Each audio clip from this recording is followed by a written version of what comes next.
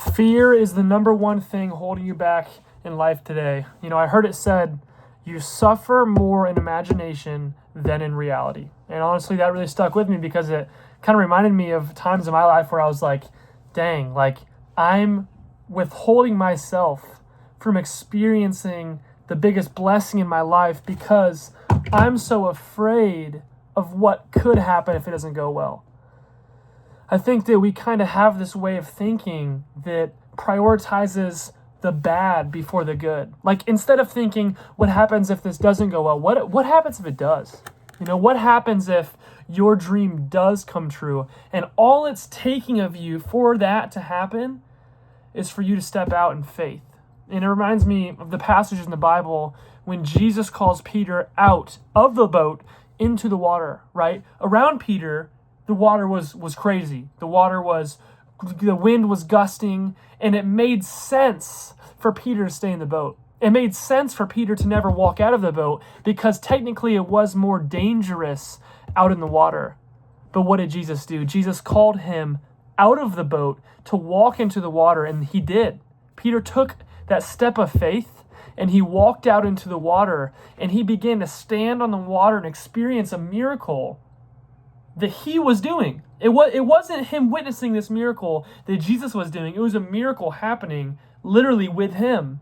And in the second that Peter took his eyes off of the prize, the second that Peter took his eyes off Jesus, he looked at the waves around him and he sank. And I think that's so often what happens in our life is we think of all these things that could happen and we sink, right? We look at the bad around us and we sink. But what God is calling us is he's calling us out into himself. And whenever we look at him and we actually walk out, it goes well. And we actually get to experience the miracle that he has for us, right? We suffer more in imagination than in reality.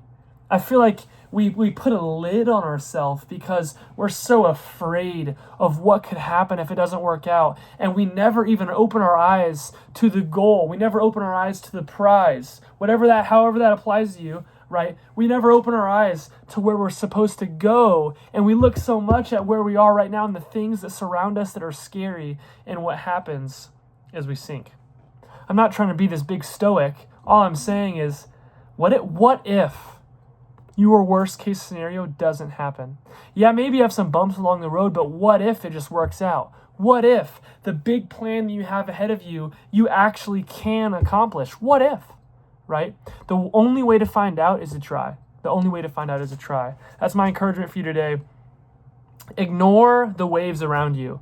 The waves might be there, the waves might be real, but the second that you take your eyes off the prize and put your eyes only fixated on the waves and the fear around you, you will begin to sink. See you guys.